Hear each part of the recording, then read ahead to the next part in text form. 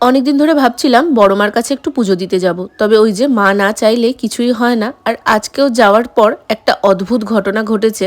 দিনটা ছিল শুক্রবার, গতকাল ওয়েদারটা বেশ ভালো ছিল, তবে আজকে প্রচন্ড গরম। আসার পর দেখলাম আজকে অন্নকূট উৎসব, সেই উপলক্ষে বড় মার মন্দিরের দরজা বন্ধ।